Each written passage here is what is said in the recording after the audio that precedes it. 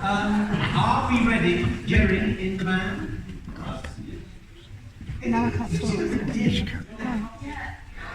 We have some. Really turn them up to full. Sorry. Thank you very much. Are we ready, Jerry? Sorry. You ready? Okay.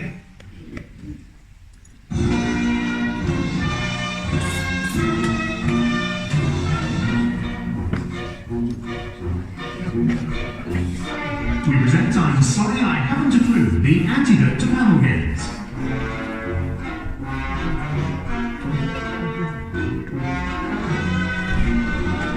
At the piano is Colin Sell, and your chairman is Jack Dean.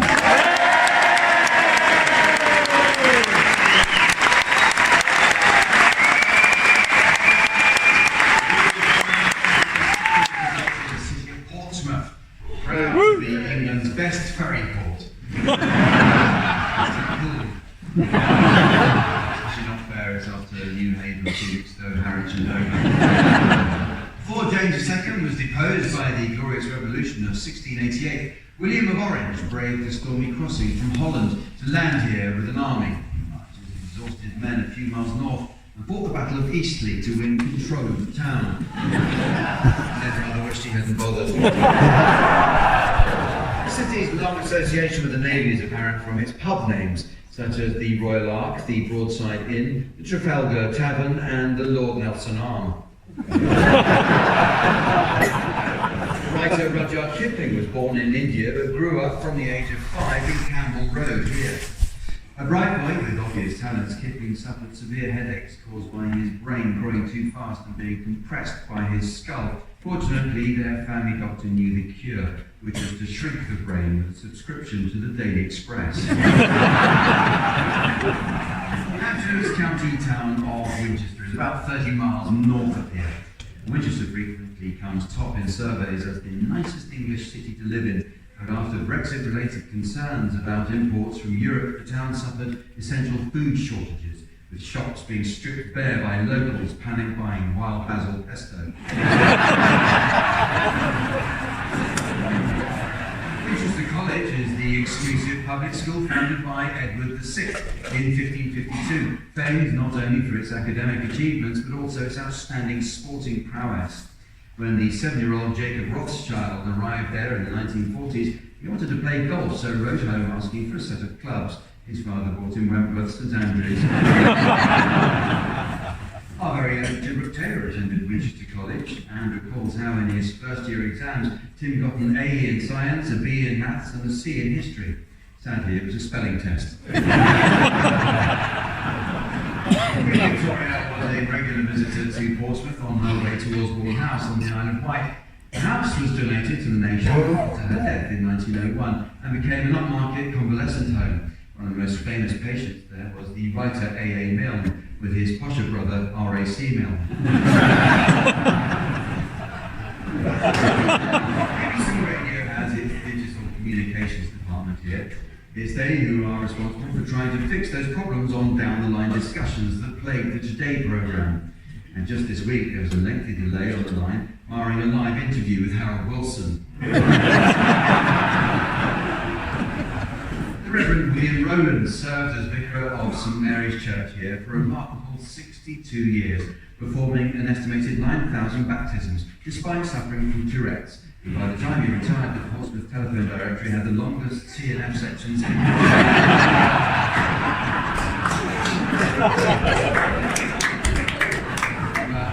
One of the UK's largest IKEA stores opened in nearby Southampton in November 2009, when in the first month 15,000 shoppers went through the entrance. In celebration of the 10th anniversary, IKEA let some of them out. Exactly a year ago, an IKEA-sponsored academy opened in Southampton. Their first Ofsted report noted that the kids do very few actual lessons at the IKEA school, as most of the day is taken up with assembly.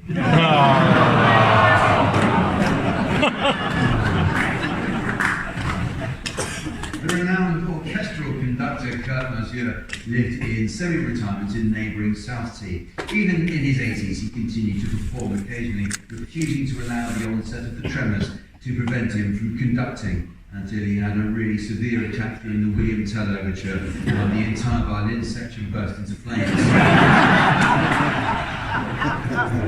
a short ferry ride across the Solent to the Isle of Wight. Now, the last time we were here, there were complaints from the people of the Isle of Wight concerning the jokes that we did about them. So, apologies, and we will do them a bit slower for you this time.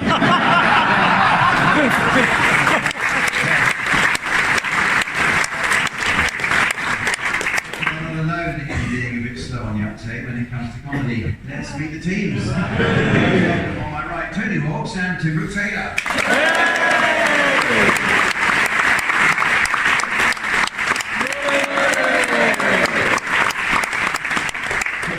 On the scoring desk next to me, please welcome our resident tree trunk in trunks, the immaculate Sven.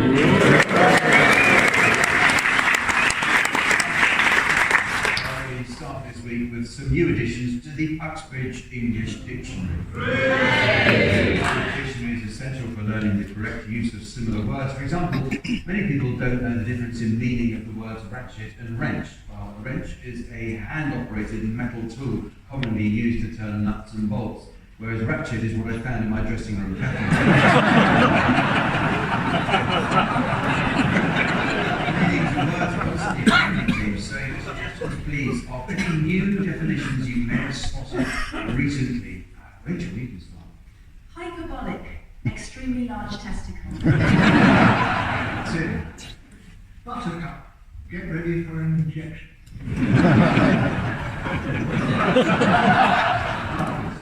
Compliment, sad song about a state school. Take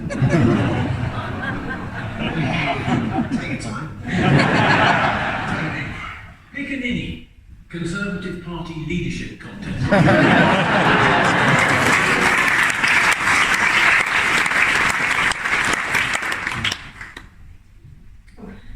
Semaphore, how long to cook on the hob? Frog March, the Marseillaise. Arresting, Jamaican bed. Misdirection, what happens when you can't find the Viagra?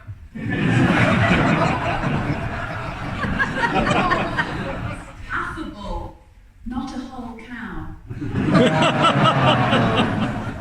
Prorogue, in support of Boris. Fleeting, Jamaican getaway car.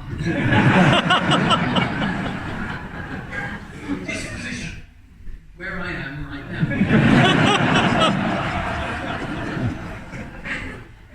Assignation. Assignation, a heavily smoking country, e.g. France. A group of cows. Deceive, what you use to drain the vegetables. Exposition, where I was earlier.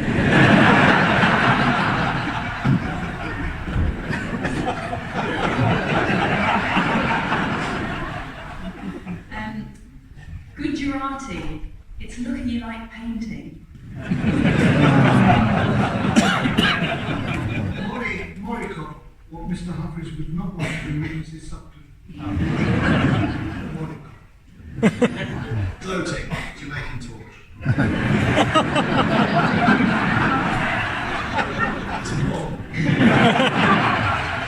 Bunting, Jamaican bread roll. Tooting, Jamaican things. Brisket, fast-moving grumpy old man.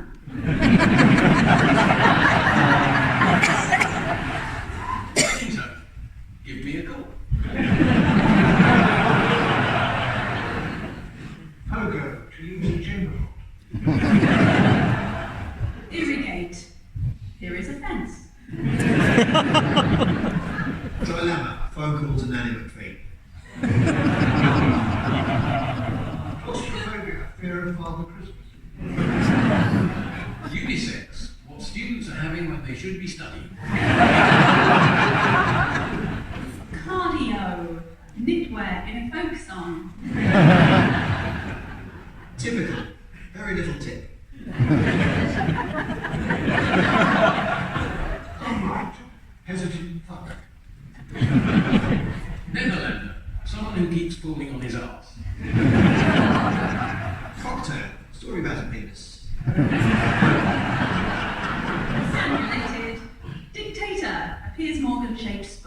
Okay,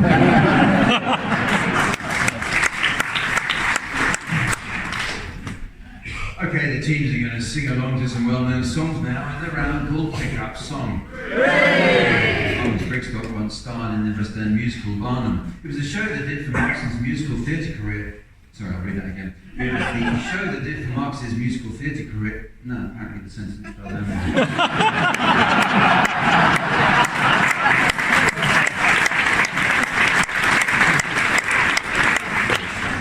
Okay, teams. Spin the discs, each of you should sing all your songs and still spend and turn the music down. If on each turn you're within a gnat's crotchet of the original, I'll be awarding points, and points mean a frankly desperate exercise in puerile self-congratulation. What do points mean? Prizes! Exactly, and this week's prize comes with its own royal warrant. It's this generous tin of Prince Andrew whitewash. So,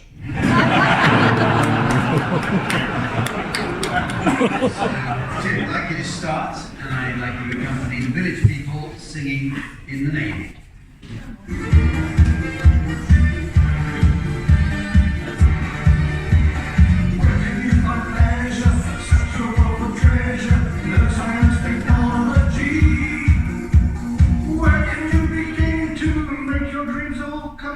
On the land or on the sea? Where can you learn to fly, play in sports and ski and dive, study oceanography? Sign up for the big band or sit in the grandstand when your team another's meet. In the Navy! In the Navy! Yes, you can put your mind at ease. In the Navy! Come on now, people, make a stand. In the Navy! In the Navy! In the Navy! In the Navy!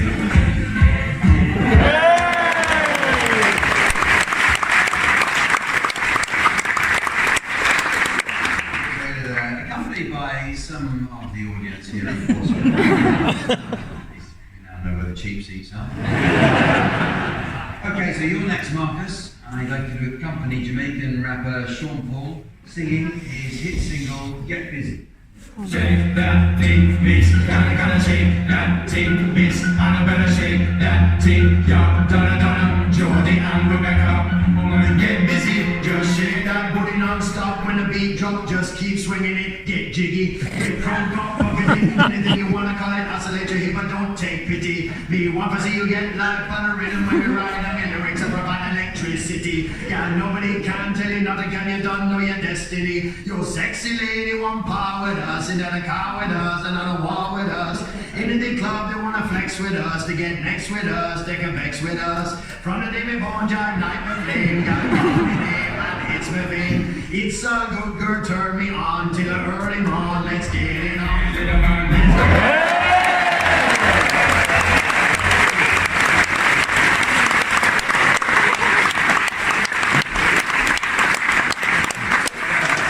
I think we'll call that your Justin Trudeau moment. No, it's not weird actually. You now, Rachel Paris, would you please accompany Whitney Houston singing I Wanna Dance With Someone?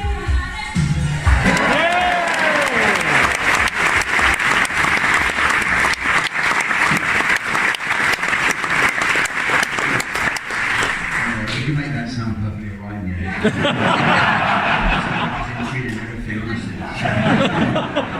And finally, you, Tony Hawk's please accompany Justin Bieber and Louis Fonsi singing Despacito.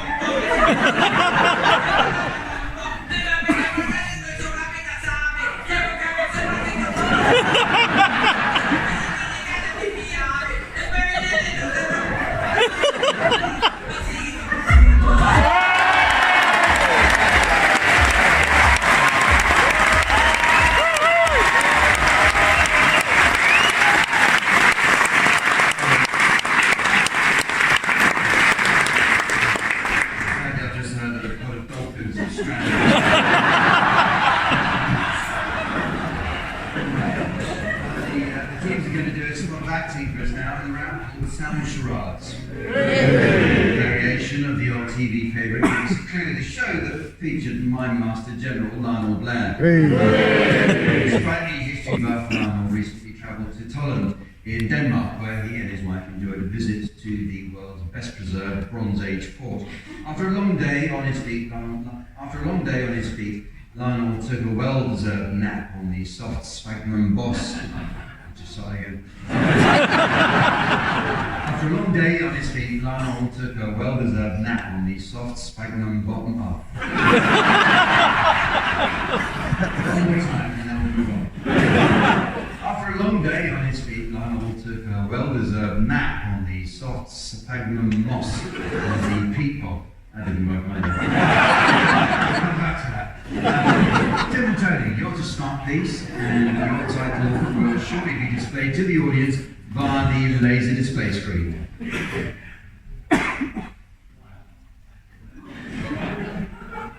It's all right. Come on now, I'll say that.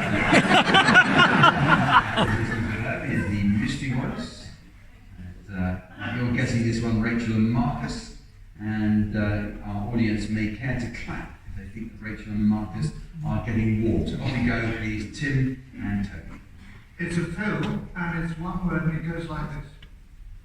Do you still do that impression? Of course. Here goes. Beam me up, Scotty.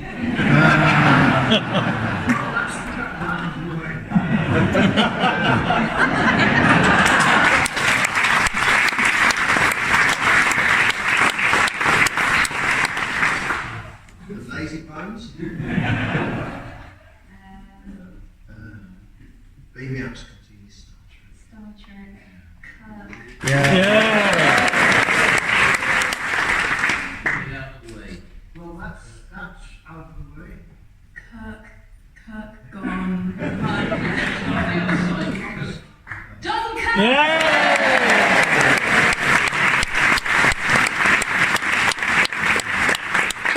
Your turn, Rachel and Marcus. Your title is now being exhibited on the laser display board. And here again is the mystery voice for listeners.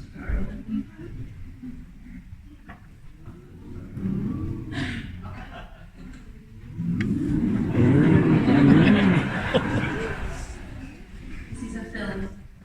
It's one word. John, I need a headline for the paper. What about the accident that happened last week? Yeah, the accident where a huge boulder. What, the one with the mouth-shaped hole in it? Yeah, a huge stone with a gap in it like a mouth. Aye, it rolled down and landed right on top of that fella. Yeah, almost like the stone gobbled him up. Consumed block. Stone scoffed chap. Pebble jumped geezer.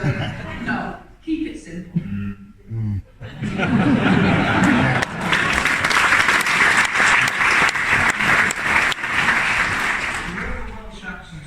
We have another word for stone, we rock.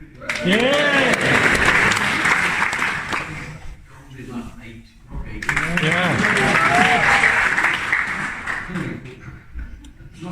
No, that sounds like we're close. It's going to be another hour. I know this film. It's one word, isn't it? Rock 8. I'll play rock.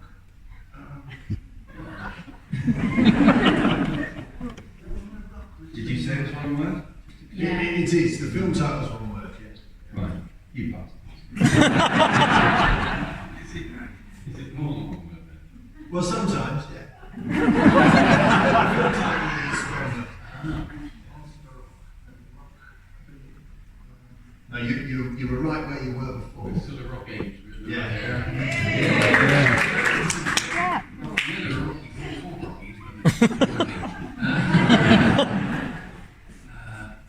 I mean, basically. We did Yorkshire accents for a reason. Terrible ones. Terrible ones. I mean, if it were here, it would eat any of us but Rachel.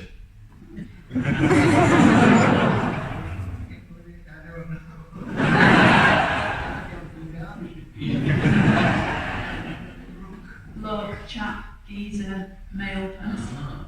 Your Yorkshire male person. Yeah.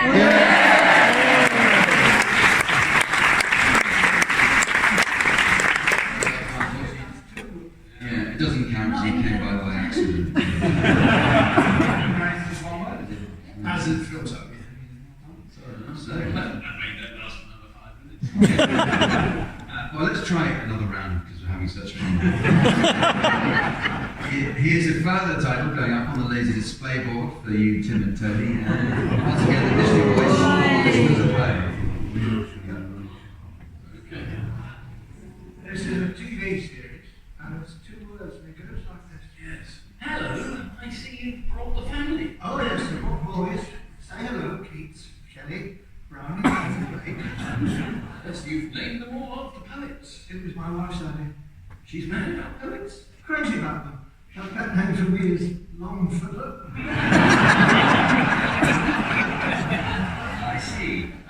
So how old are the boys? Well, Keats is 4, Shelley's 5, and Browning's 6. And how old's the other one? I thought that was obvious.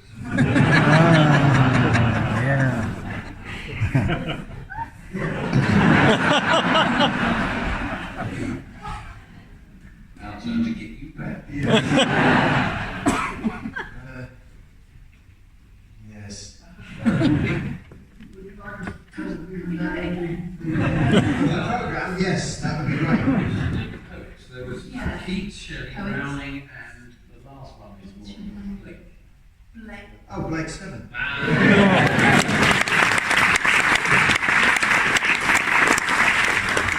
We will look at final title now being displayed for you, Rachel and Marcus, and once again the mystery voice for listeners at home.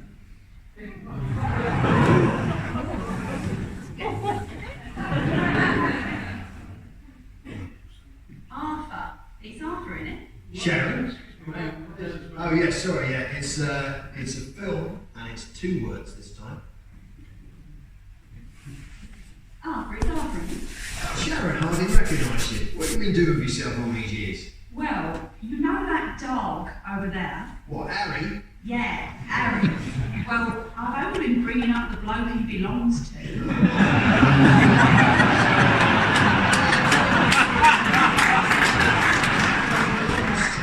Indeed I have, he's my son. Well, I never. Bye, Sharon. Cheerio.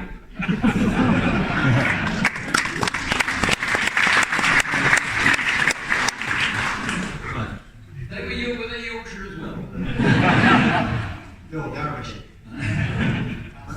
Right, so Harry is picking up the dog he belongs to.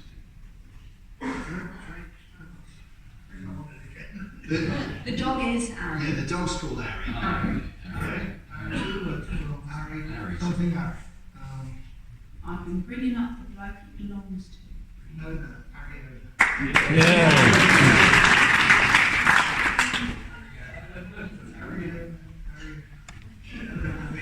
Well, you wouldn't say Harry Owen, would you?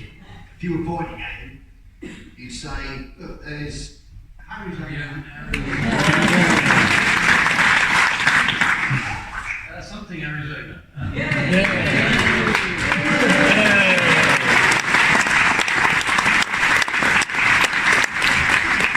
Well, this game is called Judge Jack, and it's based on the arbitration-based reality show Judge Rinder.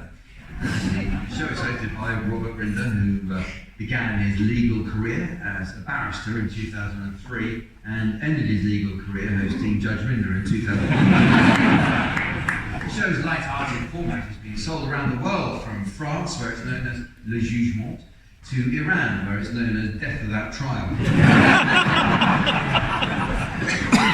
I shall serve as the judge in a small claims court, with one team acting as the plaintiff and the other as the defendant. However, to complicate matters unnecessarily, each team must deliver their testimony alternating 1 word at a time. Like Marcus Paris, I would like you to be the plaintiff, and you're accusing the defendant, Tony Brooke-Taylor, of stealing from you. So Marcus Paris, what do you have to say? Well, It was when I bought the new speedboat? and I left it, in my, house, oh, there, and that when, Tony Bennett, Tony, Brooke who, lives near, me, where, my speedboat, was, and he took it. I Am furious with him, he's a bastard.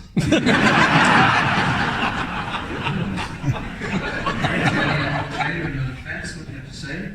I Stand everything have said, yesterday. but Now I wish to say something more interesting.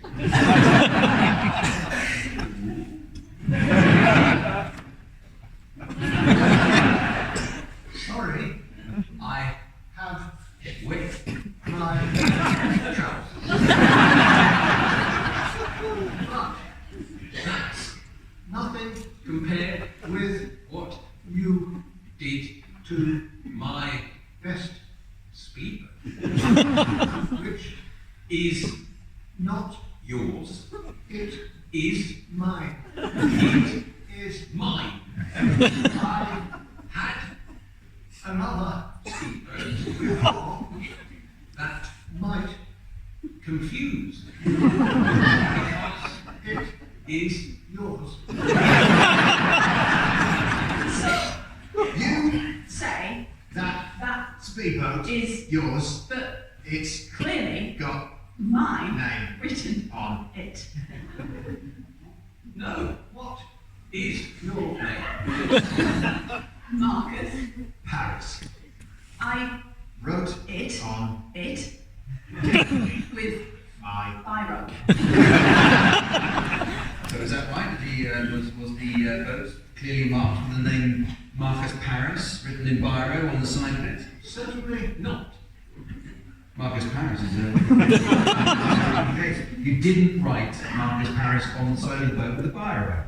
They, he, is a liar Tipex has been used with care to remove my, name and he has stolen it as well as fitting all Piss.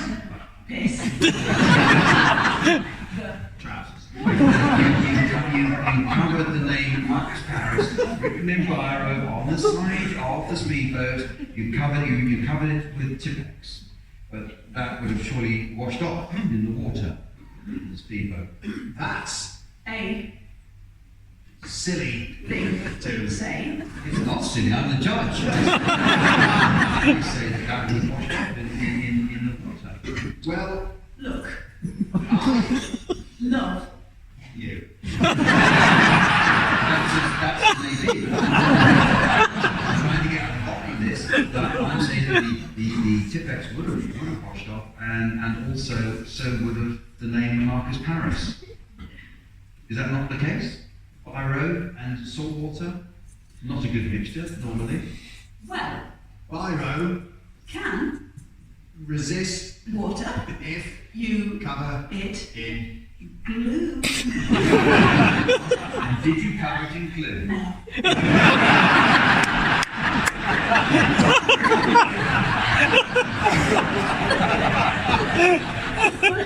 I'm prepared to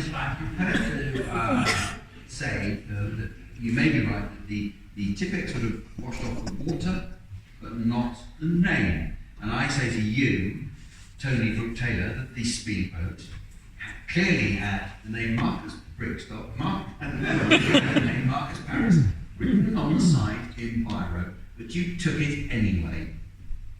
no.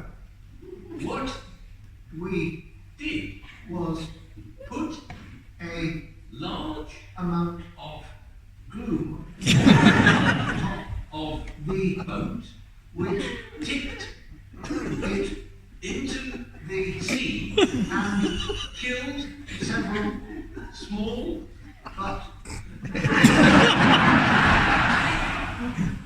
Dolphins. I'm sorry, I'm getting the uncomfortable feeling that you are making this up. More that you are speaking as if with forked tongues. That you are making this up and that you took the boat from Marcus Paris, his perfectly innocent speedboat owner, who had lovingly put the name Marcus Paris on the side of his speedboat with a biro specifically so that no one would confuse it as their own speedboat. But you went along and took it anyway. You're thieves, aren't you? You're a thief, aren't you? No, Not. necessarily. So, why would that be? Because I think I'm very honest. and I'm always right. And in this case, I don't think you are right. Have you anything further to say, Marcus Paris? He is guilty of taking my boat, and killing my dolphins. What do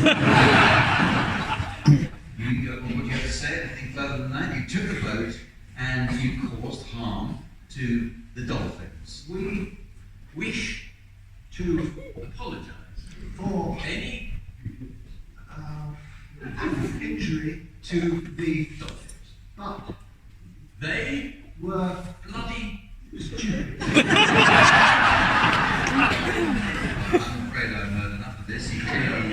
You stole the speedboat, you injured some dolphins, and now you're claiming it was their fault for just being bloody stupid. I've heard enough.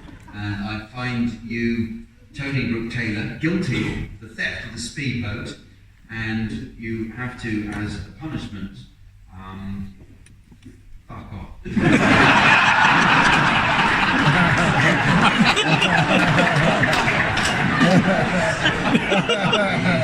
Agree. You have to, as a punishment, apologise to Marcus Paris, the owner of the speedboat.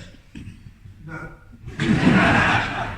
although I am very sorry that the boat sank for Wednesday.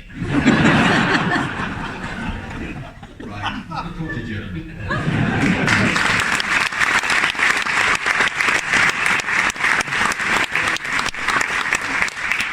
It's now time to play the game called Mornington Crescent.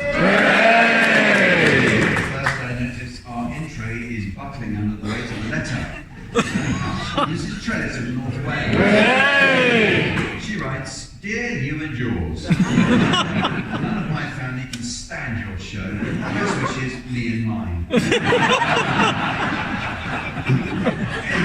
In deference to Portsmouth's maritime history teams, this week's game will be played according to Royal Naval regulations. Thus, luffing on the starboard tack is only permitted once a huff has been battened, and any player's scuttled goes direct to bilge. Southern attitudes count double, life jackets are optional, and all adjudications are at the discretion of the petty officer. Okay, so Tim, you can start at the sound of the bosun's whistle.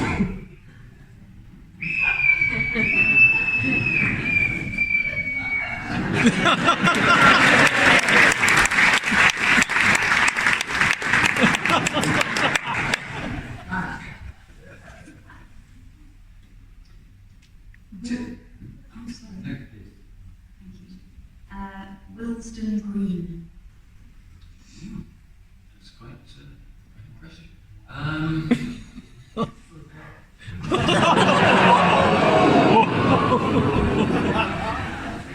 To be fair, sexism was there in the Royal Naval Regulations. I think this is classy, Jack. I think you'll like this. Surrey docks. Yeah, you oversold it, actually. Yeah, sorry, Docs, yes, okay. Canada water. Training walk. Hang on.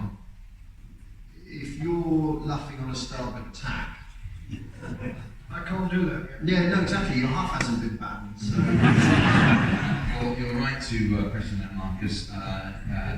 Tim, you can't bring us back to dry land. We're still on. We've had Surrey Docks followed by can of water, so you were wrong to bring Chain Walk into it. Right. I think I've explained that. Put your hearing aid on. Okay, Oakwood. Can I have Hounslow East? I think you can have anything you want after the insult you had to put up with. Sounds at least. Well, I'm going to try and pick up some points here. Southern latitudes do count double, don't they? They do, yes. Greenwich. Right. You're overlooking the fact that Tim played Oakwood.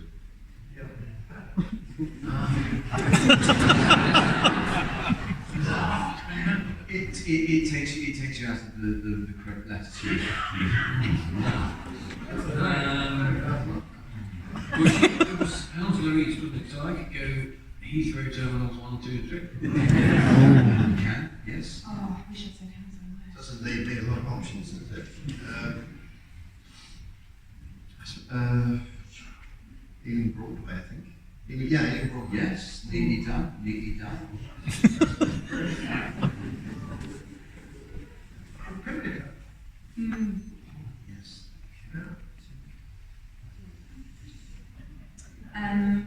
Hounslow Central. Oh, surely not. Yeah. Pimlico. Hounslow Central.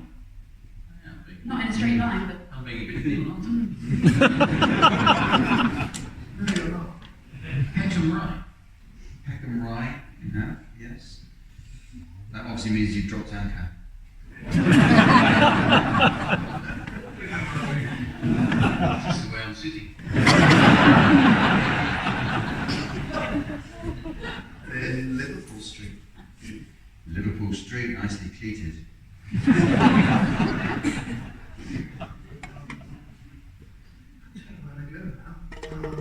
Albemarle Street. Albemarle, yes. If we're doing that, then Baton Hall. Baton Ball, I'm sorry, Rachel, no. No? No, I'm sorry. Why? Well, it's a pub, isn't it?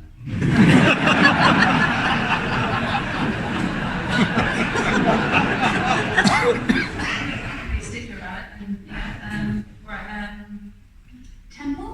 Temple is fine. Mornington Crescent.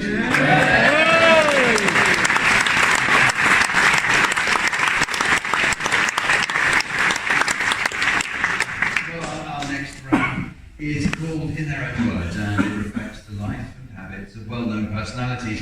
As we all know, maintaining professional relationships is notoriously difficult in the world of entertainment. Indeed, despite the success of his book Round Ireland with the Fridge, our own Tony Hawks was shocked to hear that the Fridge wanted to break up the partnership and try comedy for change.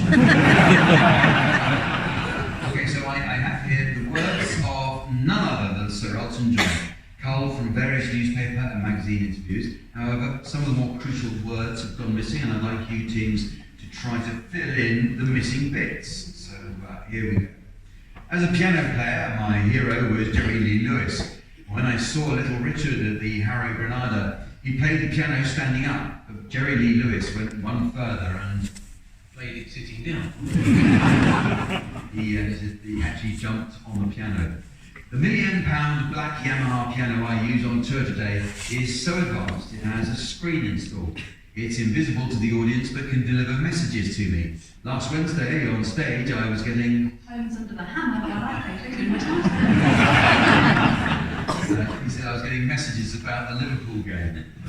And on his name change, he says, it was a great relief changing my name. I was coming back from Scotland or somewhere, and I said, I've got to think of a name. I'm fed up with being... Tony Shish, the Kebab King of Southsea. He said, if I'm going to be a singer, I've got to think of a name. So I thought of my bandmate Elton Dean's name and singer John Baldry's name, and I said, Dean Baldry. He said, Elton John, there you go. I kept a diary throughout the 1970s, and I wrote everything down in this matter-of-fact way, which ends up making it seem even more preposterous. Woke up, watched Grandstand, wrote Candle in the Wind, went to London, Ringo Starr came for dinner, bought, Sorry. Rolls Royce. Talking about his costumes, he says, "My stage wardrobe was a natural evolution. People used to say to me, 'You can't wear that on stage,' but I did. Maxine Burney Taupin's first wife gave me a little Santa Claus. Gave me a little Santa Claus, but I did. Maxine Burney Taupin's first wife gave me a little Santa Claus where you pull the string and it lit up, and I put it on my crotch." With the sack slung over his shoulder.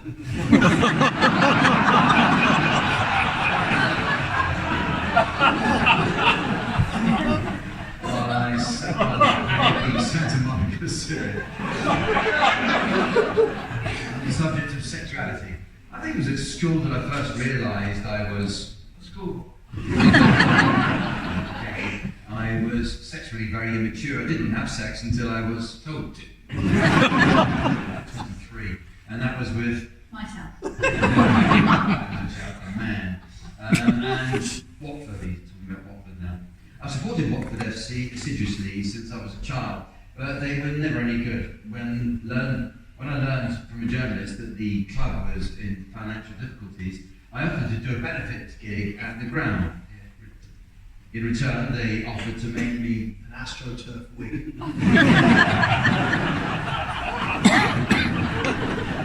vice chairman. In 1983, Watford were the first British football club to visit China for a post-season tour. It was the most bizarre experience. The crowd were forbidden to Watch the game. make a noise during the game. They had to remain silent. However, the second time we went at half-time, they were Treated to a brass band and a public execution. they were playing Madonna records at half-time. Perhaps the only person who was as bad as me when it came to shopping was John Lennon. John and Yoko's apartments were full of priceless artworks, antiques and clothes. They even owned herds of cows, for God's sake, prize Holstein cattle. Years later, I asked what happened to them. Yoko shrugged and said, They never cut yet.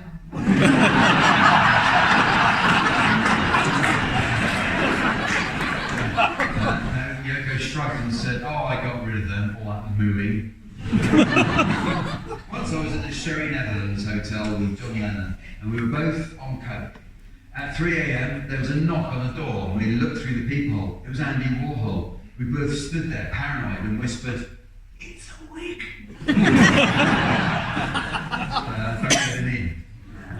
And about David Furnish, he says, "When David and I had our civil partnership, Eminem sent us a present in a case on velvet cushions with 2 matching diamond M&Ms. Cock rings. Like you do.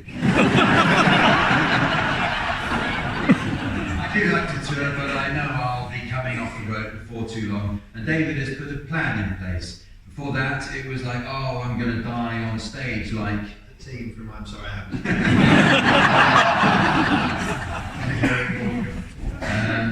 And about his kids, he says, "I'm famous and my kids live an extraordinary life, but I'm determined that they won't be spoiled. They get £3 pocket money, but £1 is for saving, £1 is for spending, and £1 is for Tipping the underbutler. It's for charity." His home in Windsor, he says, "Woodside, my manor house in Windsor, is meant to be haunted, but I've never seen a ghost and I've lived there since 1974. David saw it though. It was a Victorian lady who sat on the bed and asked him If she could have some Vanish, some toilet duck, and some marigolds. I'm probably sure it was a ghost. He said if he could stop the noise outside. Apparently she was disturbed by the sound of Me trying to blow out a candle with my own wind.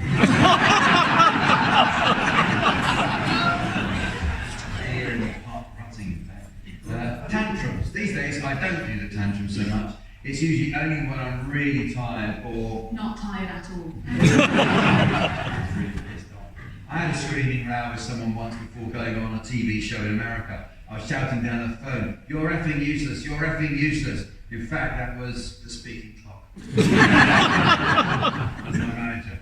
Another occasion when I was staying at a hotel and I'd been up all night, I rang my management company in London and screamed, "It's too effing windy here, can you Move this hotel somewhere less windy." do something about it?"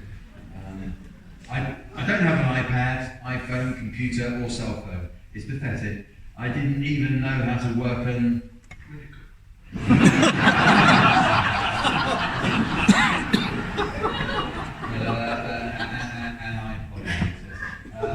When I was young, there was this radio, he's talking about British humour. When I was young, there was this radio show which was outrageous, but people loved it. It was called Woman's Hour. Round the Horn with Kenneth Williams. British humour is very cruel, and I love it. It's my favourite kind of humour. If it isn't cruel and funny, then I have the comedian shot. it doesn't really cut the cake for me. And about royalty, he says, "One of my most surreal encounters with the royals was at Prince Andrew's 21st birthday party at Windsor Castle. Before I was due to perform, there was a mobile disco. Princess Anne asked me to dance to Gangnam Style. Hound Dog by Elvis Presley. Then the Queen appeared, carrying her handbag, and asked if we'd mind if she... Twerked.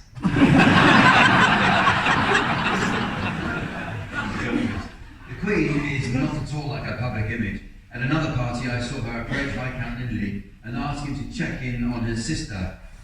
At another party, I saw her approach Viscount Lindley and ask him to check in on his sister, who'd been taken ill. And when he tried to fob her off, the Queen lightly slapped him across the face, saying, Show your sister respect or I'll pop a kick in your ass. she's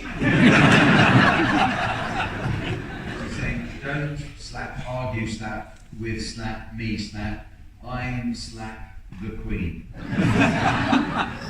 don't believe I don't carry the way. As he left, she saw me staring at her and walked off after giving me what? Oh, wink. The Queen's cousin, Princess Alexandra, once attended one of my charity concerts. She sat politely through the performance, then came backstage and asked, "How do you have so much energy on stage? Do you Have any cocaine left? I'm absolutely hanging.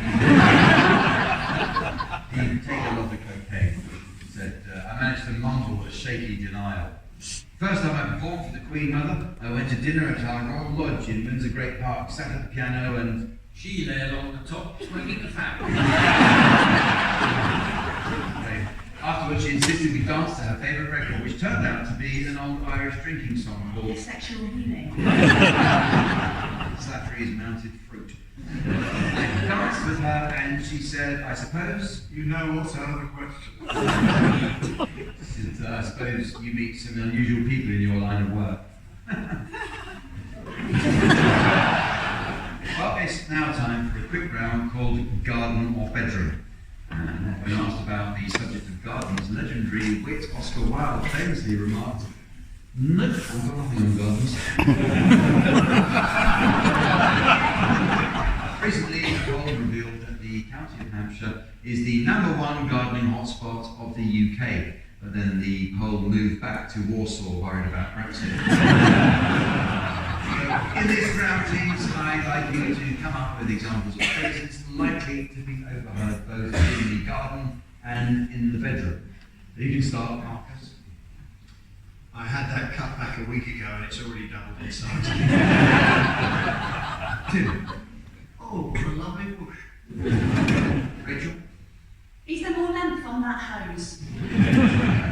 Tony. How many do you think we could fit in this bed? See if you can find the clematis.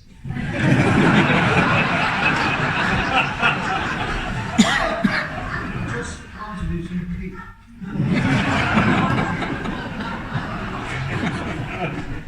You know, I've been tending to these for a year and I've only just realised that they're artificial. Careful not to snap it off. I had a pair of tits in here last year, now it's just this very angry thrush.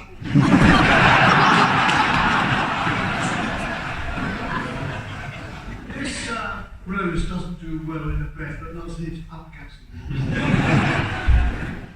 Darling, I hope you're going to display that at the Harvest Festival.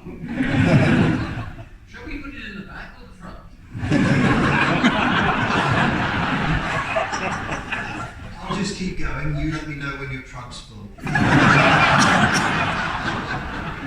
a lovely morning glory.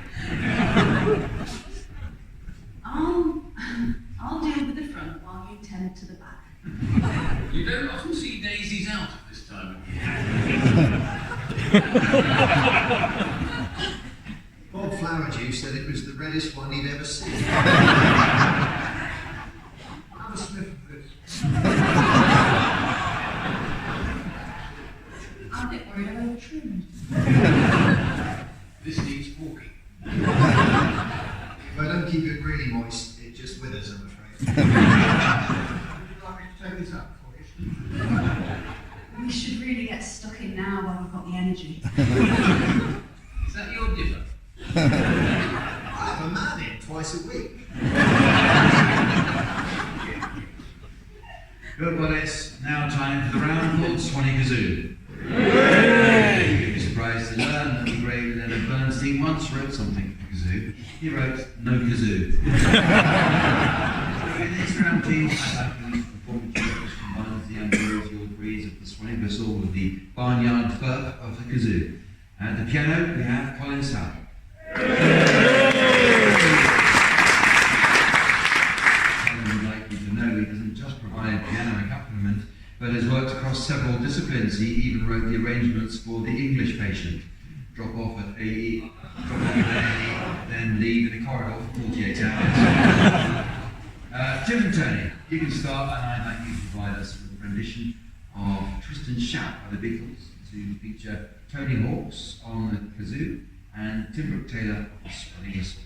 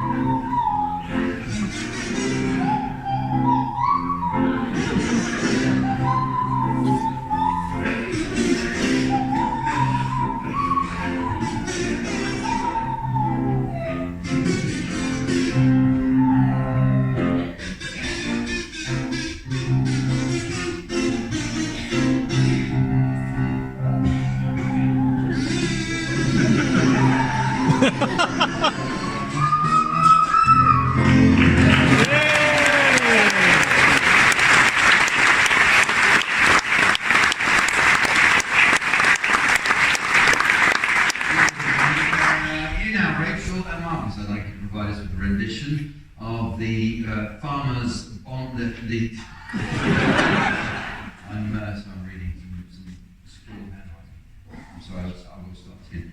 Well, you now, Rachel and Marcus, I'd like you to provide us with a rendition of the famous Bond theme to feature Marcus Brixton on the kazoo and Rachel Paris on the Swanee whistle.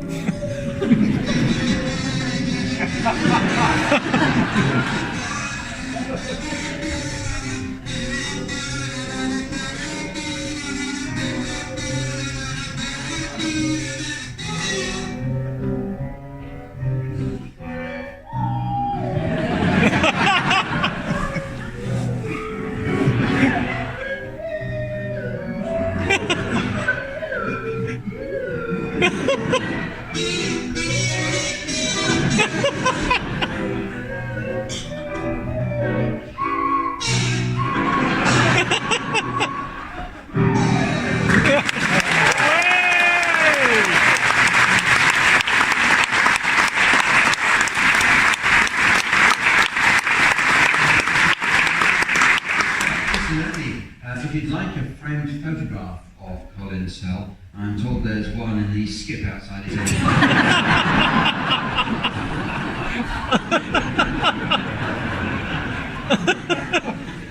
Well, it's very nearly the end of the show, but there it's just time to fit in a quick round of Nautical Film Club. Sven was telling us of his distinguished career on the high seas aboard the Royal Yacht Britannia, where he serviced a number of queens and experienced many He still says he still has an abiding memory of his leaving party, clinging to a boy after being tossed overboard. In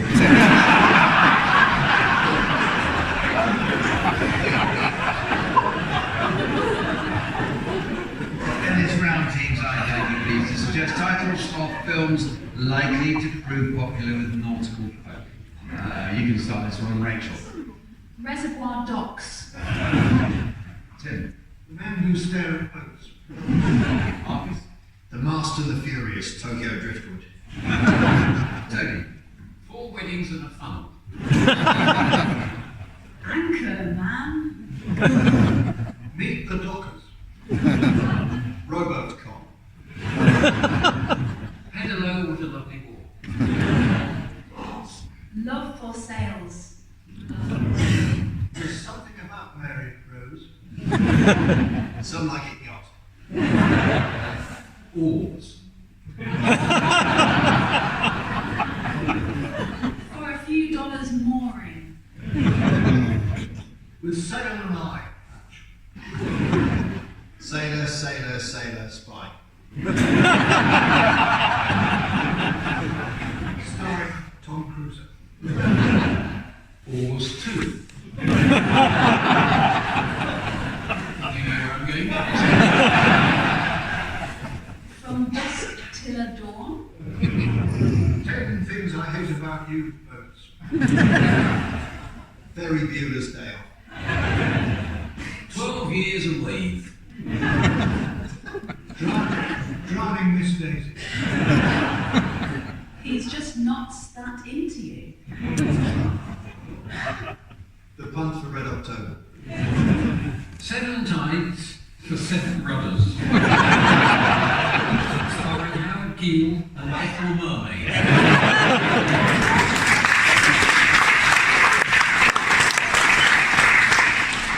Annie Small. A star is bored. A starboard. Board is born. A star is starboard. So, half-cooked turkey at time is contaminated by the salmonella of serendipity, and the desperate diner of destiny confronts the toilet out-of-order sign of eternity. I notice it's the end of the show, so for the teams, Sven, myself, and our audience here in Portsmouth, it's goodbye. Goodbye!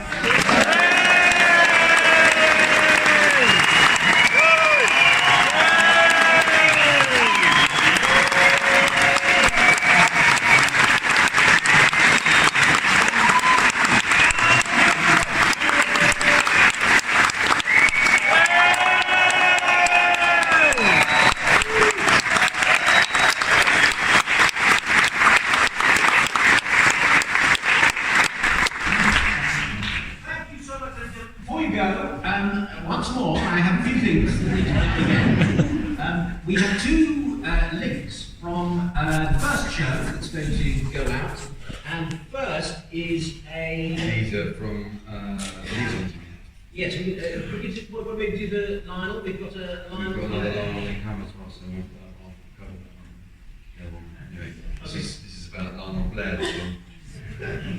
Sprightly veteran Lionel still enjoys world travel and recently visited Egypt's Valley of the Kings. However, disaster struck after Lionel drifted off during a guided tour of Ramesses III's burial chamber and was stolen by tomb robbers. Lucky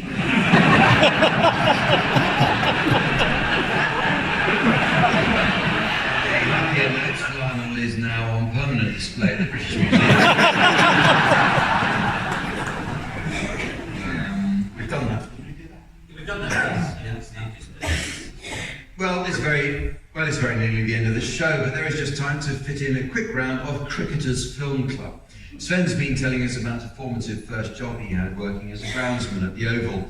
One day he was asked by a colleague if he fancied facing some balls after work. Sven says he knew for certain he was out after receiving a breathtaking full toss up the gasworks end.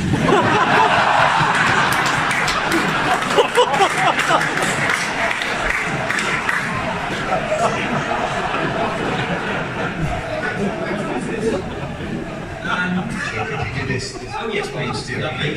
Sorry to review this. I don't have an iPad, iPhone, computer, or cell phone. It's pathetic. I didn't even know how to work an. Whittaker. Hey, Tim, while you're talking, you had a lonesome pun that you didn't do, that you thought you might do. You got it to hand? I have.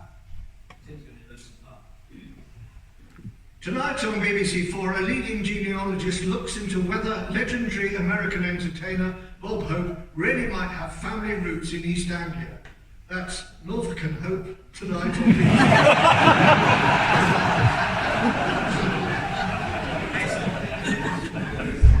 Oh yeah, please. well, here comes another line. I'll play one. I couldn't get out before.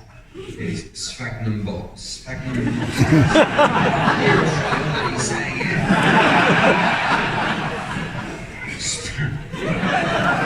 Sprightly history buff Lionel recently travelled to Tolland in Denmark, where he and his wife enjoyed a visit to the world's best preserved Bronze Age fort. After a long day on his feet, Lionel took a well-deserved nap on the soft sphagnum moss of the peat bog. Thinking nothing of it, Mrs. Blair continued her tour and found herself in the gift shop, whilst Lionel awoke to find himself in a display case at the University of Copenhagen.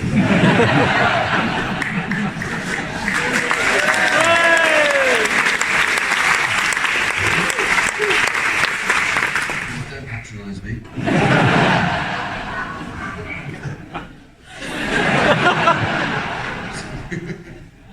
Any more? Yes, any more? Do this one here. This is something, okay. The retail entrepreneur and business consultant Sir Richard Brown was based here, at one time controlling half our best-known high street brands. Known as a workaholic, he eventually collapsed while doing a Q&A in the V&A on a B&Q and M&S. Was rushed to A&E, suffering Scrabble-related trauma. Could you say, this is from the end of the Elton John thing, a you-know-what's out of the question. So, I might just say, I suppose, slightly calm down, a you-know-what's out of the question. I don't suppose... You know what's out of the question. A you-know-what. Don't gang up on him. It's in his 70s. Don't worry, Tim, I'm with you. We'll get John in the car park afterwards. Again. I don't suppose You know what's out the question. I said. No, you did it. I said A. I admitted I did it wrong. You ploughed in with, no, you did it wrong. I just said I did it wrong. Anyway, let's try it one more time. I don't suppose... You know what's out the question. You didn't give us a laugh, did you, Tony? Could you, Jack, say a rendition of the James Bond theme? Yes. A rendition of the James Bond theme. Just two more things to do. The first is Tim and Tony are going to do a symptoms from the first show, but it requires me to bring on a board, which I can do now. This is where they're doctors in the in they have to guess. So this is what it is for them to guess. Is that right? Yes. So they're going to do this. Okay.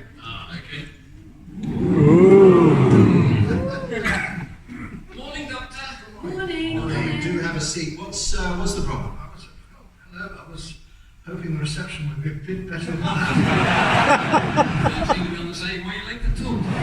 That seemed very switched Oh, on. never mind. Go on, tell the doctor. Just a minute. Well, tell about the funny turn you had today. In Parliament. Yes. I was making a speech when I got this quote-unquote agonising pain in my feet. In your toes. No, the archers. I get the same thing. No. Yeah, well, we got out of order for this. Go on. I get the same thing. I get the same I thing. get the same thing, it's agony. It interferes with It my is surfing. agony. It interferes with my surfing. I've had a nice long wave, and then I collapsed in pain. I've even had to give up bell ringing. Oh, just as well though. The church tower collapsed and killed them all. I know, I found them lying there. 6 dead ringers. I went to see my chiropractor yesterday. Steve, Right. in the afternoon. Yes. Did he help? He was busy treating Anne Robinson. Oh, I don't like the attitude of that woman. Sour. Woman sour. I've even had to give up boxing on that live reality show. Did you lose money? I'll say, if you want to make money, box live. That dog can help with your problem that's bothering you. And yours. Your brother Robert has the same problem. Robert, or Marjorie, as she is now. Oh yes, your trans sister. Any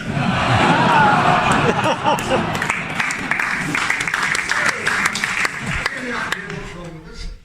Yes, I think the pair of you are genuinely, I'm really worried about you. You think that you're turning into a radio?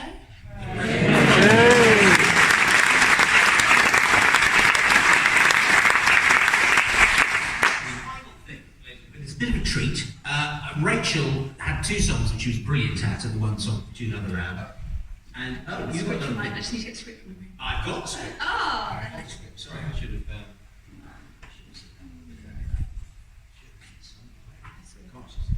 Did you see it? Maybe not Christmas, but New Year.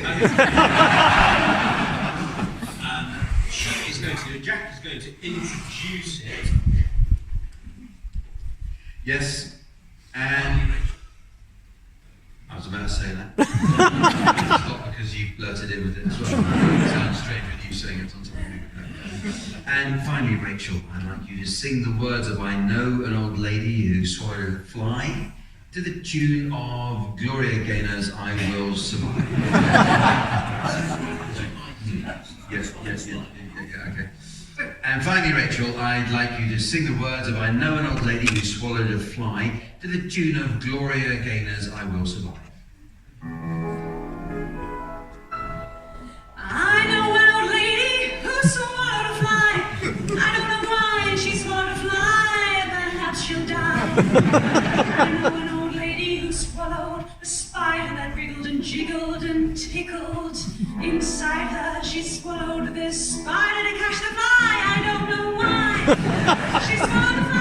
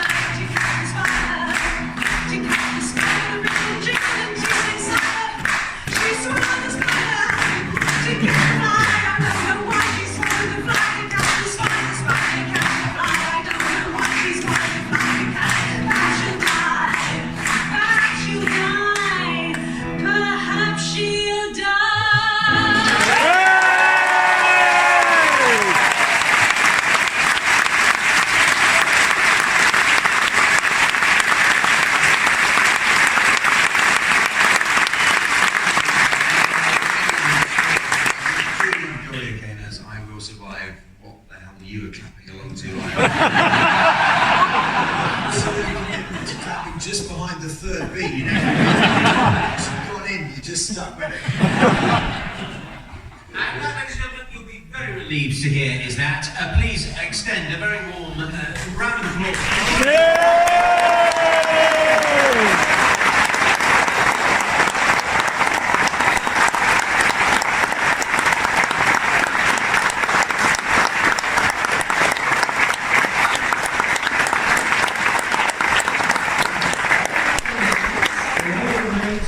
Tell you that the first of those 2 shows will be broadcast.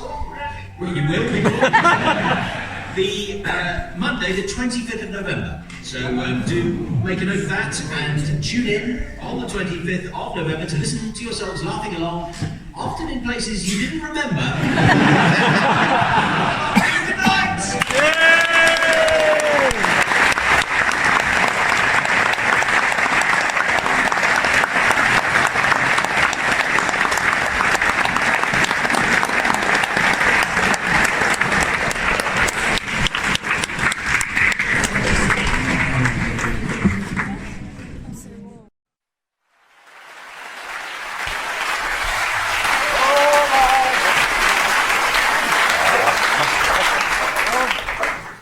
House lights down, please.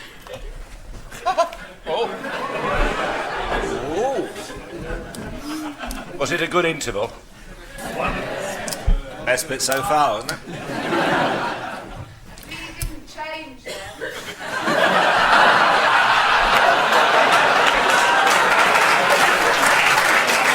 Neither did you. Are we ready, David, with the signature tune? Yes, we are. Marvellous. OK, when you're ready. I preferred 4.5 hours on the M6.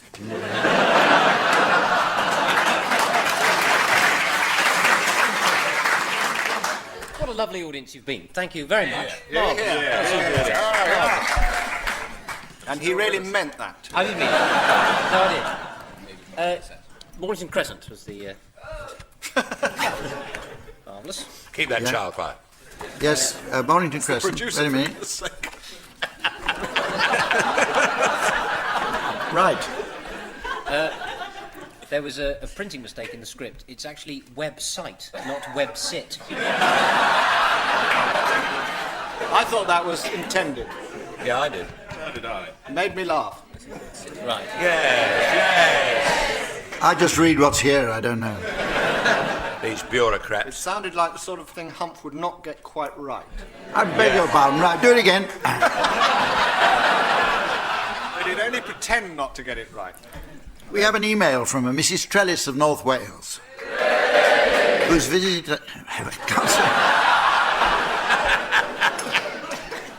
who's visited our website with some advice from... That'll do. We must go. Thank you very much. But do stay if you want to. Put the lights out before you leave, that's all. So thank you very much. Good night. Cheerio.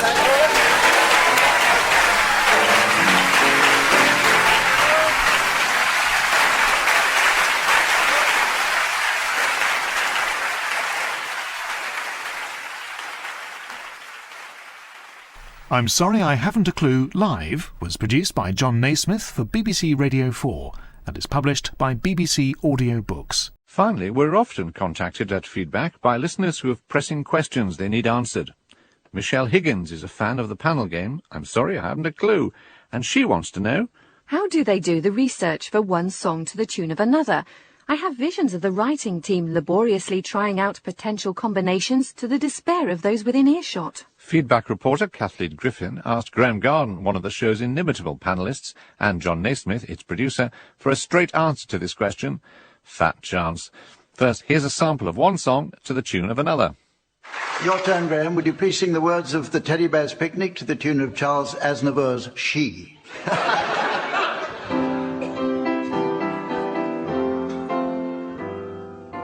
If you go down in the woods today, you're sure of a big surprise. If you go down in the woods today... It's a bit technical. Essentially, we take the words from one song and sing them to the tune of another song. Is it hard to do? Surprisingly, it is, because you keep trying to sing the right tune for the words. You forget the tune that you're trying to sing them to. I recommend people to try it at home. So how does producer John Naismith come up with the words to fit the tunes? I sit with a large sheath of lyrics to songs and an equally large sheath of the sheet music, and by a process of humming and laring, decide which might fit to something else. It's pretty hit and miss. Sometimes I can sit and find that 4 hours have passed and I've not come up with a single idea. Other times one just gets lucky and, 5 minutes, bang, something hilarious. So he comes in with about 15 songs, which he then plays the tunes on a tape and sings the words himself. And he's got a very fine singing voice, little like the late Bessie Smith. And after about the third song, Tim usually says, "Are you going to play all these to us?" And John says, "Yes, every one." We sort of pick the one that we think we can probably do. But sometimes I like to order off the menu.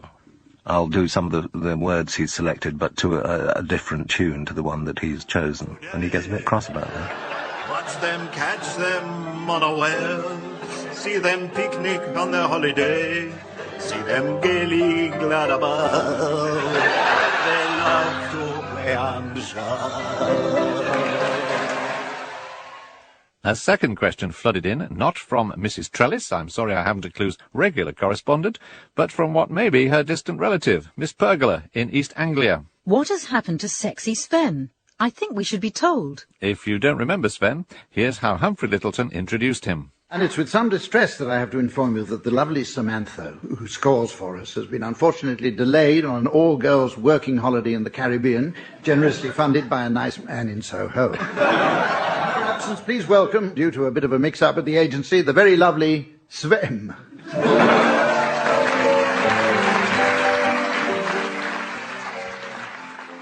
Sven was actually Samantha's recommendation. A Swedish lad, just come over with his own dance troupe, a spin-off of the Chippendales. They were called ISIHAC.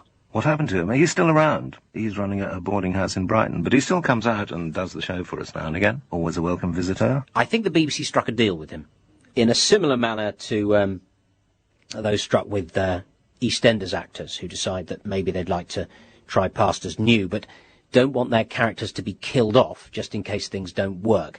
A similar arrangement was struck with Sven. We have been in communication with him, so who knows, he might yet appear again, possibly in the next series. You heard it here first. Of course, there was yet another scorer, Monica, although a veil has been drawn over her.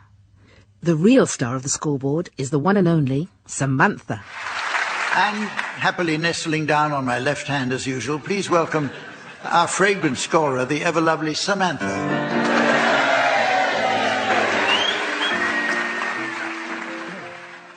But given that she has been fragrant for several decades, is it not time she hung up the old scoreboard? Graham Garden. If you saw her, you wouldn't ask that question. She's still as gorgeous as ever she was. Looks exactly the same as she did 30 years ago.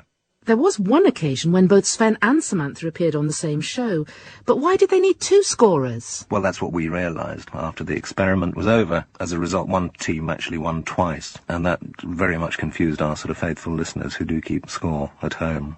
So how do new panellists cope? Do they get nervous? Producer John Naismith. Phil Jupitus, for example, when he did the show for the first time, was really very nervous. Just before our 5-minute call to start the show, Linda Smith, also, who's done the show once, grabbed me by the shoulder and looked at me ashen-faced and ushered me into her dressing room. And I thought, oh no, there's some terrible thing. She's ill. She can't do it. What's happened? It transpired that she just didn't know the rules to Mornington Crescent. The audience play an integral part in I'm Sorry I Haven't a Clue, cheering wildly when their favourite regulars appear. We've received a message from Mrs. Trellis of North Wales. She writes, Dear Miss Lawley, here's a great idea. Why not do a celebrity edition of Desert Island Discs?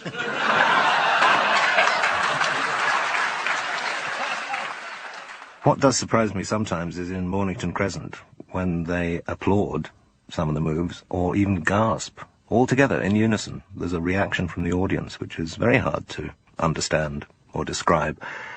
But they seem to follow the game very closely. I think they're just terribly fond of the rounds, and we almost don't need to play them, just announce them. I think we might try that. Graham Garden ending Kathleen Griffin's report on I'm Sorry I Haven't a Clue. As for Sexy Sven, I'm assured by my soccer friends that he is no longer playing away. Only home fixtures from now on.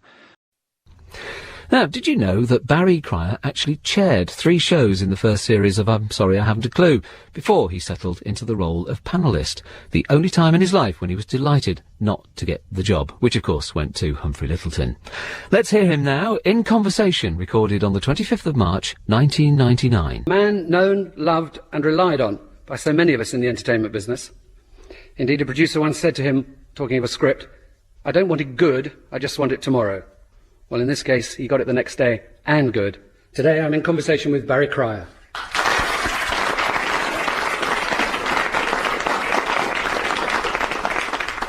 You're a great person to interview at the moment, because, of course, your autobiography is recently out. Virgin 12.99, but I don't want to talk about it.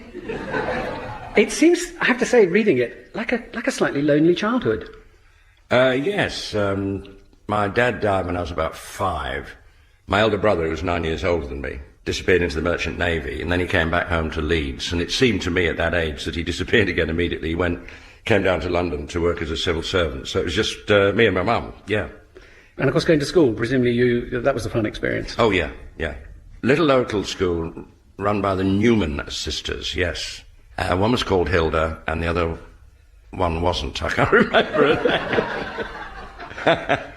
That was happy. And then slightly more bleaker atmosphere, Talbot Road in Leeds, Mr. and Mrs. Gannon, husband and wife who ran this school out of virtually a semi-detached house. They were a formidable couple. I don't want to over-dramatise it, but Mrs. Gannon would actually... I wasn't involved in music when I was there, for some reason, but some of the other kids would play the piano, and they would get the cane across the knuckles while they were playing. While they were playing? Yes. I think I mentioned it in the book. And years later, I went to see the Seventh Veil, and Todd and James Mason, and he smashes her across the knuckles. You'll never play the piano. When she's playing the piano. If you don't play the piano for me, Francesca, you won't play it for anybody, whatever he said. And anybody sitting near me in the cinema must have wondered why I said Mrs. Gannon audibly. The memories that came back. And then you got a scholarship. You went to the local Leeds Grammar. Leeds Grammar School. I went to, yeah. And when did the performing side of things come out? Because you started as a performer rather than a writer, really. Yes. Well, I mean, at school, like lots of people did, I played Falstaff. Enormous number of lines. You're like a sponge when you're young. How you can learn lines. I'm having to learn lines at the moment for a musical, and they won't go in, but when you're a kid, you just soak them in. So I did plays at school, yeah. And you got the acting cup for stuff, I think. Yeah, we shared it. John Deadhill, my mate, who played Prince Hal, and I shared the acting cup, and we went up to get it from the then Princess Royal. And as she handed it to us, it came apart. The black base, the little plinth bit came off, so I gave John the plinth and held the cup up, and I thought, oh dear, looking back. Grabbing, upstaging. Yes, it got a laugh at speech day, and I thought, oh dear. Now, first time you'd got a public laugh? Yes. And I think the midwife laughed quite a lot years earlier. But yes, it was the first time with an audience and a real laugh reaction, yeah. The damage was done. Although I never had a vocational thing about going into show business or anything. But I think you'd been a fan of radio comedy, hadn't you? Maybe. Oh yes, very much so. Yeah. Here's a little aid memoir to those days, Barry. And hello, Hutch.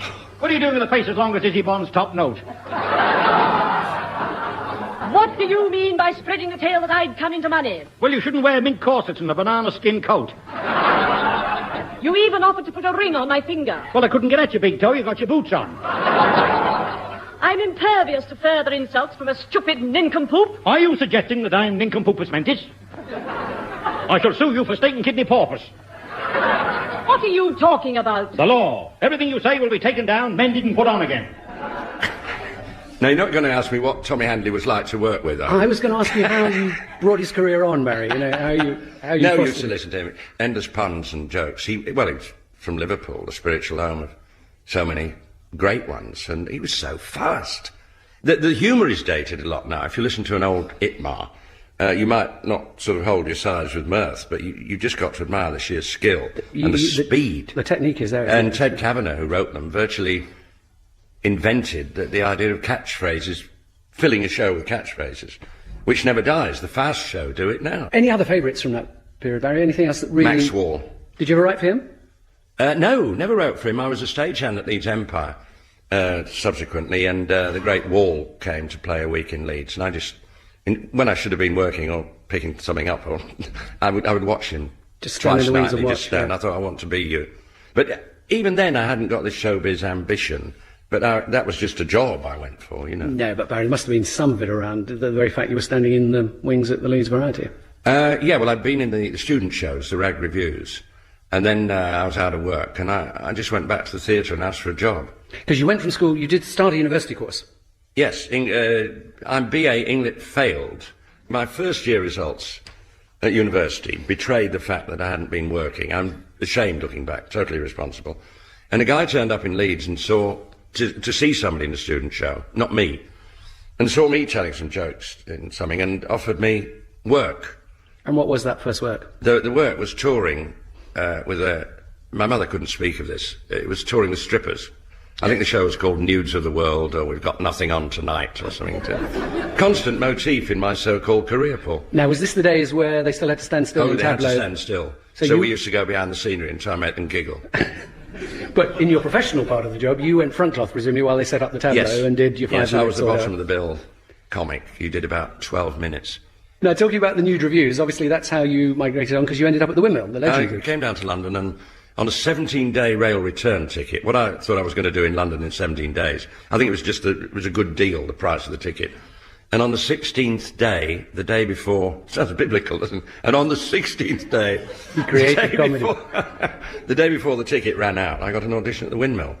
6 shows a day, 6 days a week. Now, this must have been just after the kind of the legendary days of the Windmill, when all the ex-service guys came out. I proved that. The legendary days. In its demise at this point. I worked there with a fellow called Bruce Forsyth. He was top of the bill when you... I never knew what happened to him, but he was top of the bill.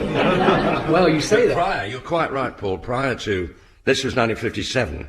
In the earlier 50s, there'd been Jimmy Edwards, Peter Sellers, Harry Seacombe. Wonderful gallery of people. But it was still going 6 shows a day, new tableau and yes, comics coming on. 36 shows a week. Which was tough, because they really didn't come to see you, with all due respect. No, they didn't come to see the comic. But it was just complete disinterest. They would open newspapers when you walked on. And there's a marvellous comic called Jimmy Edmondson walked on, and the man in the front row opened his paper, and Jimmy said, "Oh, I see you brought your own comic." You learn not to be frightened. I mean, I learned to face hecklers later on in nightclubs and everything, but the Windmill was just silence. You could hear the sound of your feet as you walked on the stage. So I suppose great, because I mean, most comics have this horrible memory of dying occasionally, but you were dying 36 times a week. Yes, I mean, Jimmy Edwards, God bless him, said any comic who said I tore them up at the Windmill and got big laughs is a liar. He said, somebody as good as him. Now and again later in the day, 5th or 6th show, it might pick up a bit. A couple of drinks on. As you rightly say, they hadn't come to see you. Of course, the theatre was still run by this legendary man, Vivian Van Damme. Vivian Van Damme, who asked to be known as VD. He loved his nickname. And his daughter Sheila, who was a great rally and racing driver. And he was marvellous to me. But he was a real comedy professional, wasn't he? Oh, yes. The first day I worked there, I was in a state of shock, because I auditioned at 10:30.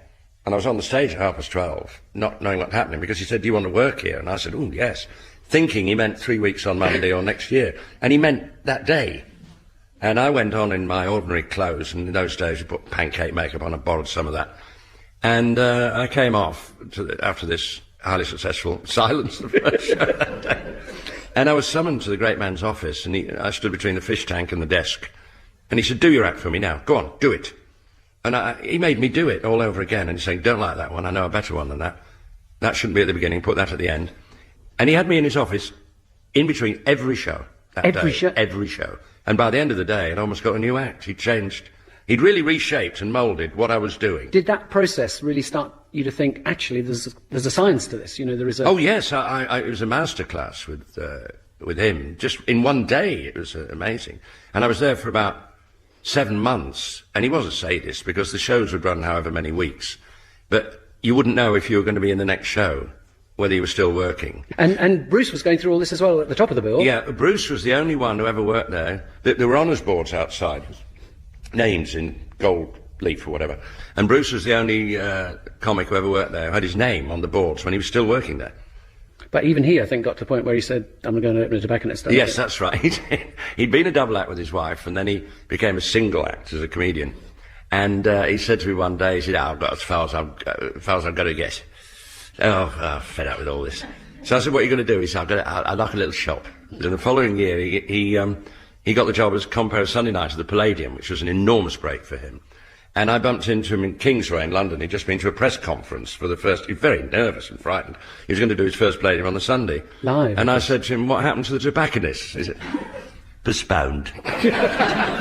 Postponed for 40 years currently. Yes, he still hasn't opened it. Still hasn't opened a tobacconist. You, on the other hand, really about this time that you moved more to writing. Oh, yes. I met an actress called Anna Quayle, and she was doing reviews. She was going to do one at the Fortune Theatre in London. That's even prior to Beyond the Fringe, which just knocked us all sideways and changed everything.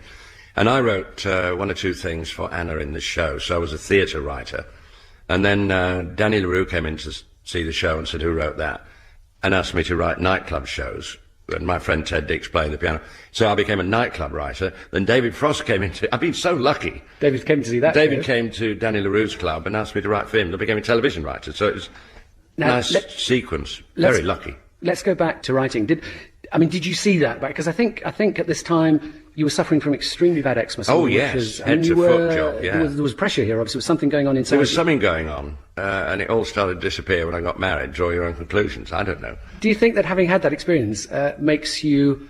do you find yourself, as a writer and in script meetings and so on, resistant to, so much of comedy can be about laughing about people other than I think you ourselves? have your own taboos. I was devoted to the Goon Show, and Spike Milligan wrote a line, a door opened and there stood a tall man in a ginger hat with eczema or something, and I penned this enormously pompous letter about making jokes about eczema.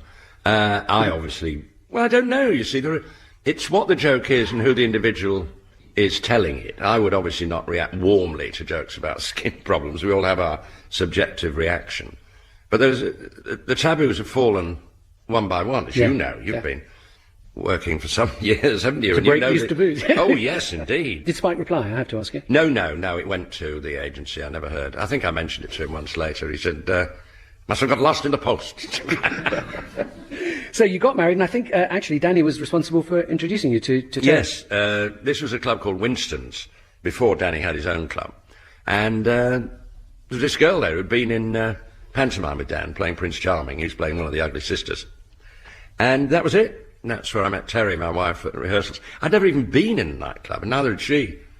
And it was that was an education in itself. The show was 1:15 a.m. One show, 1:15. One show, 1:15. So the punters have had a big dinner. Oh, they're out of it, some of them. I was going to say, yeah. But Danny's club, that was Good Time Winston's, with a very tasty clientele who had one or two disagreements and discussions with other people involving various bits of metal and... no, you got the picture. This was the heyday of London's Gangland West End, yeah? Indeed. Ronnie and Reg used to come to Winston's. They did, shows, yeah. And then we went to Hanover Square when Danny had his own club, which became very grand and was called Danny's? Called Danny LaRue's. Right. And David Frost came in and... Yes, and David came in. The business went to these shows. The people who came in there, it's amazing. Princess Margaret and Lord Snowdon, as Tony Armstrong Jones, as he then was, they used to come in, Richard Burton, Elizabeth Taylor, Noel Coward, Judy Garland. It was amazing, the people who It really was the social thing at the time. And it would tune you up, make you pretty nervous doing a show to... we did a Noel Coward finale with Noel Coward sitting 6 feet away. Sitting in the audience. And to see this man, you're having the effrontery to sing one of his songs into his face, and he's sitting as near as you are to me, Paul, at this moment, drawing on his Marlborough. And, inscrutable. Yes, inscrutable. And then came round afterwards to our communal dressing room. And I looked at my watch when he left. He stayed 2 3/4 hours. It wasn't a courtesy. In the call. dressing room? He sat on the table, dangling his and just feet, talked? And talked and made us laugh and remembered the whole show. And I'd parodied one of his songs. I'd stolen a song of his from a show called Ace of Clubs. And he suddenly said, who wrote that one at the beginning? And I thought, oh, God. I said, I did. And he patted me on the head and said, nearly as good as mine. From the master. Very gentle.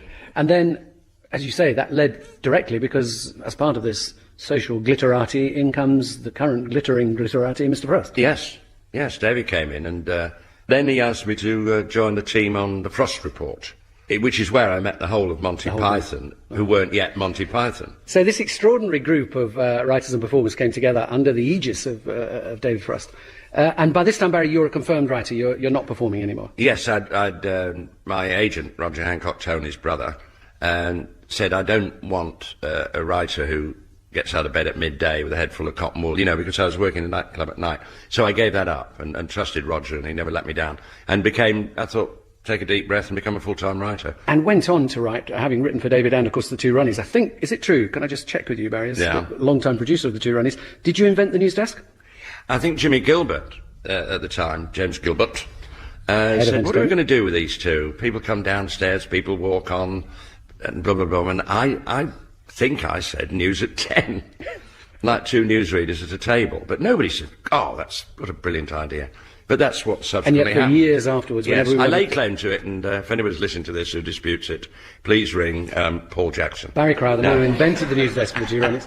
And I have to say, created a model that then, for years after, producers producing shows used to say, well, what can we do for the news items? How can we do... Yeah. Because it just was such a glorious became way. an absolute convention, didn't it? Yeah. Institution. People trying to find different ways to do it and not obviously copy it.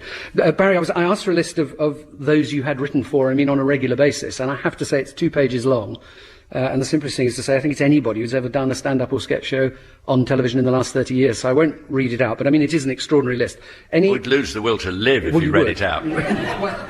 Any particular favourites? What were the great relationships for you? Oh, well, of course, having worked with Ronnie Corbett in nightclubs, and I met Ronnie Barker the year after I met Ronnie Corbett. They were friends of some years standing by the time I was writing for them and knowing them. So that was wonderful. Eric and Ernie, of course, although I always say Eddie Braben was the A-team, the great Braben.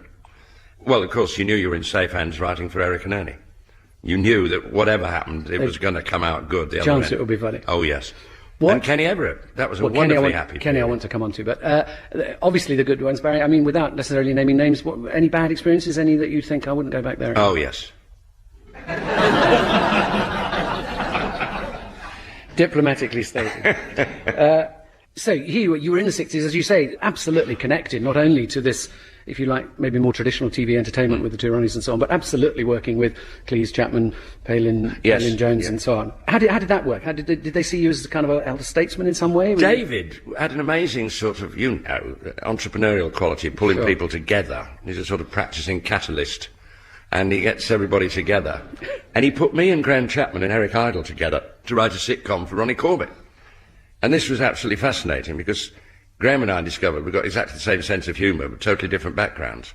And we went on to write a lot of sitcoms and Doctor in the House, a television series. But that was David. He could see that Graham and I could work together. It was fascinating. You've done a lot of your sitcom work, certainly, with partners, Barry. Do you find it better writing with a partner? Oh, invariably work with a partner, yes, because if you're having the famous block, if it's not happening, if you're sitting alone in a room, it's murder. But if you're with somebody else, something will happen, you hope. You bat the ideas to and fro, and something will happen. Now, it must have been full of challenges working with Graham, and extraordinary. Oh, yes.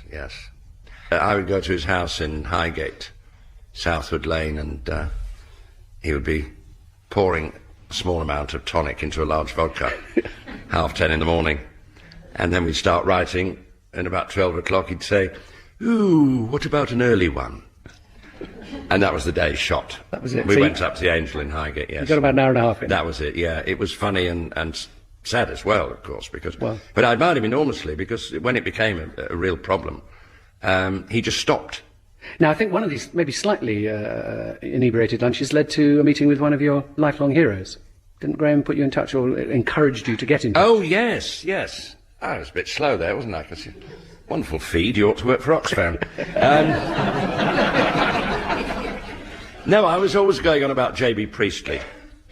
And Graham said, "Oh, I'm so bored of you going on about J.B. Priestley. Why don't you ring him?" That was Graham's approach to life. Do it. And I said, "You can't ring somebody like J.B. Priestley." And he said, "Why not?" And then I thought, wait a minute. Wendy at Yorkshire Television has this magic phone book with all the names in. So I rang Wendy, and she said they'd done a documentary about him, and she gave me his phone number. Alveston, outside Stratford-on-Avon. So, suffused with this good lunch, I dialed this number, and a nice woman answered, and I said, "Is Mr. Priestley in?" And there was a click and silence, and I thought, "Oh, hello?" I thought, oh my God, sobered up in about 10 seconds flat. And we started talking, and I said, "My name's Barry Cryer." He said, "Is it indeed?" Which I thought was fair enough. He said, "What are you ringing about?" And I said, "Well, my mate, Graham Chapman," and he actually said, "Monty Python," because he loved Monty Python. And then he said something that made me float on a pink cloud. He said, "I've heard you on the wireless." So I thought, oh my God, my idol's heard of me. So he said, "What are you on about?" So I said, I thought, what can I say that won't worry him? What's the most innocuous thing I can say? I said, "We'd like to have tea with you." He said, "You're bloody mad." So I said, "Well, that's our problem." He said, "Well, where are you coming from for tea?" So I said, "London." He said, "Now I know you're mad." 3 o'clock Monday. All right. He said, "I want you to know I'm giving up my walk." So I hung up and got the address. And formed what became for you a long friendship. I took him to the Café Royal once. I thought that's his style. He'd never mentioned the Café Royal, but I thought that would be nice. And he had the long, you remember the old Sandeman Port adverts? He had his big wide-brimmed black hat and a sort of cloak on, looking amazing. And I was walking down Piccadilly and cutting through to Regent Street with this amazing legend, thinking, I could die tomorrow. Now I'm walking along with JB in the sunshine. And we went into the Café Royal. He said, I haven't been here for 30 years. And an older waiter said, nice to see you again, Mr. Priestley. So you talked earlier about Kenny Everett, which was obviously one of the uniquely successful shows, and you were a key worker. I think you and Kenny created that show together. Well, Ray Cameron, who I worked with on Jokers Wild when I was a chairman with Comics Telling Jokes, he joined me full time, and we wrote the shows with a lot of input from Ev. That was a joyous period, really enjoyable on ITV and BBC. Because they started at Thames. We started at Thames, just recording all day in the studio with no audience at all. Well, it was that famous thing of the crew laughing, wasn't it? Yes, and we wouldn't have insulted them by asking them to laugh. But on the other hand, it was the only TV show I've ever worked on where nobody ever said, quiet. You just carried on talking and chuckling and laughing and throwing Everett in front of the camera, and he'd always deliver something. It was a very happy time. An inspired relationship. I mean, that was a really groundbreaking show. Well, we used the technology. We were rather proud of that because there was a thing called, sorry, we won't get all technical, a thing called Quantel in those days. You remember when the pitch used to spin round and split up and go narrow and all over the place? People used it in music shows and things. I think we were the first, or one of the first shows to use it for comedy. Yeah. Kenny would be sitting on a sort of wooden block, a cube, and then stand up and hold up this cube. And it was actually the beginning of part 2 happening in front of your eyes on this big wooden square. We used to do all those sort of things. And there were some taste and decency issues, obviously, always well. Oh, yes. I met Mary Whitehouse once, and I clasped her hand and said, thank you. And she looked bewildered, and I said, you made us. I work on the Kenny Everett Show. And her eyes became double glazed. She moved away. She suddenly spotted somebody on the other side of the room she wanted to. I do, yes, that really moved Penn's people on by several degrees, I think, didn't it? It was amazing publicity. But there was an incredible burst the first year of that show. It was winning stuff all over the place, and it was a very heady time because of the bands and the people we had on. People like Freddie Mercury and Rod Stewart and Cliff and all that. They came on we were the sort of follow-on touring version of Eric and Ernie because we had big people on and insulted them. We had Cliff with a white wig and lines all over his face and a beard wheeled past Everett while Everett was talking. And Everett looked and said, "Oh, it's Cliff going to make up," which they were very happy for all this and having water poured all over them and everything. It was lovely. And then you moved to the Beeb, where presumably there was no censorship. I mean, freedom ruled, obviously. Yes, I can't say no. The one or two things we did at the Beeb that Thames had said we couldn't do. So you brought the bag over with you, did you? Done. It was a more solid setup insofar as it was Friday night recording. You know the routine, Paul, and. It was a bit of a straitjacket for Ev, I think, because he wasn't a comic, he was Kenny Everett. But he reacted pretty well. He was terrified of a studio audience to start with, and then became very good at working with a studio audience, running about and mayhem. Now, while all this was going on, as you say, you were finding an outlet for your performing various outlets as a performer, but perhaps most famously in one of the all-time great radio shows. I'm sorry, I haven't a clue. This was running really while you were doing the Everett shows. Let's just listen to a clip from Clue. Our next round is another new one and has been sent in by Mr. R.F. Preston of Leeds, which he assures me has helped alleviate the tedium of wet camping holidays in Scotland with his wife, and thought it might do the same for this programme. He writes, it's called Knights of the Round Table and is based on words starting with the syllable Sir, and that's spelled S-I-R-S-U-R or C-E-R. For example, the knight who was prone to running amok, circumstances beyond our control. 1 point to me, Samantha. Or the intriguing knight, surrounded in mystery.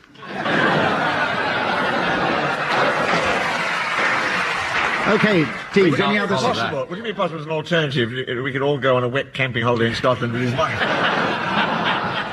I booked mine halfway through that last game.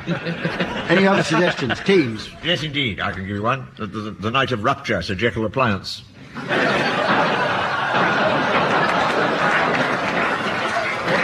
And the knight who likes a pint, Sir Osis of the Liver. Sir Mon on the Mount. That's a night to remember. Willie Rushton, of course, there. Oh, Barry, Will. you subsequently went out on the road. In 8 years we toured in the theatre, and What was the show called? The show was called Two Old Farts in the Night. It was Willie's idea, the title. He said we can't get done under the Trade Descriptions Act, and which was true. But What you ended saw up was what playing you get. Wembley Arena or something, did you? Well, Docklands Arena, we played to 10,000 people. Yes. So Baddiel and Newman's boast that they were the first arena comics. You've been there ages. No. 10,000. And then we drove back into London, right slap into the poll tax riots. And Willie said, until just now, I thought 10,000 was our largest audience. And in later years, Barry, if anything, I think your performing has taken off a bit. You've done a straight play, haven't you? You've done an 8-born. I did an 8-born last year, yes. I got very frightened because I'm not used to learning lines, the basic discipline, that actors and actresses do as a matter of course. It's been said that there are only 7 jokes in the world. Have you used any of them today? 2.5. There aren't only 7 jokes in the world. I refute that. There may be 7 formulae. Yeah. Everything's recycled. You just change the name. In the 60s, I used to say about Harold Wilson, if he fell off a cliff, he'd swear he was going up. And I said it the other night about Bill Clinton, and it still works. Thank you very much, Barry Cryer from me, Paul Jackson. Goodbye. Thank you, Paul. And a clue on Monday evening at 7:30.